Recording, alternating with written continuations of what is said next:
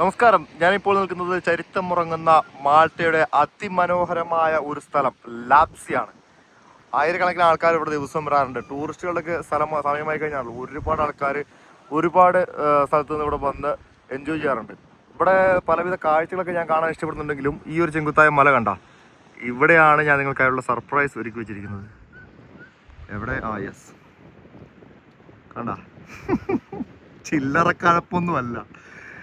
അയ്യോ നല്ല കിതപ്പുണ്ട് ബ്രോ. ഞാൻ അവിടം വരെ എത്തി കേട്ടാ. ഈ പുള്ളി നടന്ന് അതിൻ്റെ മണ്ട വരെ കയറിയിട്ടുണ്ട്.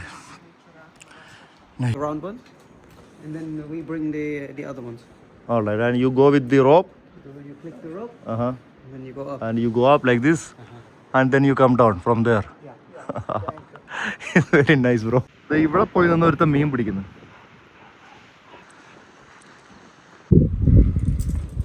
ഈ ഒരു സ്ഥലം എന്ന് പറയുന്നത് ഒരു നൈസ് സ്ഥലം കേട്ടോ. That's it. It's easier to dive when you go cycling.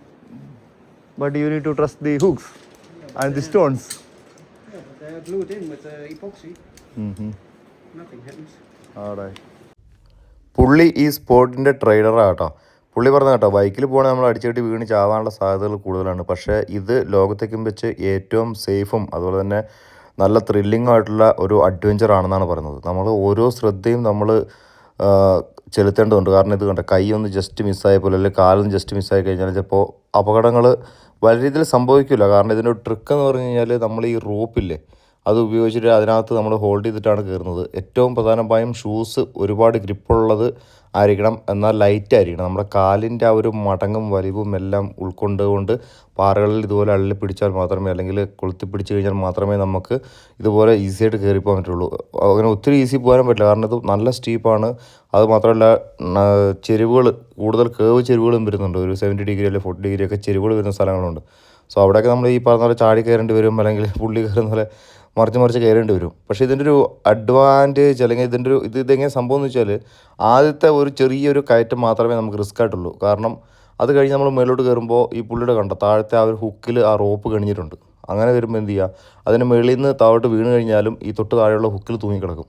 അതുമാത്രമല്ല ഈ താഴെ ഒരു ഇൻസ്ട്രക്ഷൻ ഉണ്ടല്ലോ, ഞാൻ കാണിച്ചു തരാം. പുള്ളിയുടെ അരയിലും ഒരു കയറുണ്ട് ഈ സംഭവം. അപ്പോൾ ഇത് ഇവിടെയാണ് ലൂസ് ചെയ്ത് കൊടുക്കുന്നത്. അപ്പോൾ ഇൻ കേസ് എന്തെങ്കിലും പുള്ളി താഴോട്ട് വീഡിയോ സ്ലിപ്പാവുകയോ ചെയ്ത് കഴിഞ്ഞാൽ താങ്ങി നിർത്തിക്കോളും. ഓരോ പ്രാവശ്യം ഇങ്ങനെ വലിഞ്ഞ് കയറുക, എന്നിട്ട് പിന്നെ അവിടെ ഹുക്ക് അടിച്ച് ഓൾറെഡി പിൻ ചെയ്ത് വെച്ചിട്ടുണ്ടാവും. അവിടെ അതിനകത്തേ കയർ ജസ്റ്റ് കൊളുത്തിയിടുക, അങ്ങ് മലമണ്ട വരെ എത്തുക, അവിടെ നിന്ന് നൈസായിട്ട് താഴോട്ട് വരിക. അതാണ് ഇതിൻ്റെ ഒരു അതാണ് ഈ ഒരു അഡ്വഞ്ചർ സ്പോർട്ടിൻ്റെ രീതി.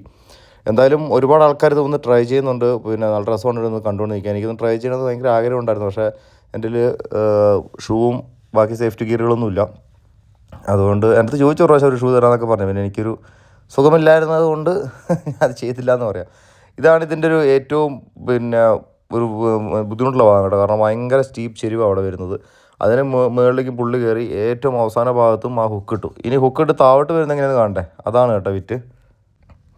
അയ്യൻ്റെ മോനെ കണ്ട, എല്ലാ ഹുക്കിലും കയറിയിട്ട് കഴിഞ്ഞാൽ പിന്നെ ഇവർ ഫ്രീ ആയി. പിന്നെ അടിയത്തെ ഈ ഇൻസ്ട്രക്ടർ ലൂസാക്കുന്നതനുസരിച്ച് ഇങ്ങനെ കയറി തൂങ്ങി നൈസായിട്ട് താഴമ്പര വരാം. വല്ലാത്ത ഒരു തരം സുഖമല്ലേ. ഈ പണ്ട് നാരായണത്ത് പ്രാന്തം കല്ലുരുട്ടി മേളിൽ കൊണ്ടുപോയി താഴോട്ട് വിട്ടിട്ട് ചിരിക്കുന്നു പറഞ്ഞ് നിൽക്കുന്ന പോലെ അതുപോലെയുള്ളത് ഒരു തരം പ്രത്യേക സുഖേട്. എന്തായാലും കൊള്ളാം.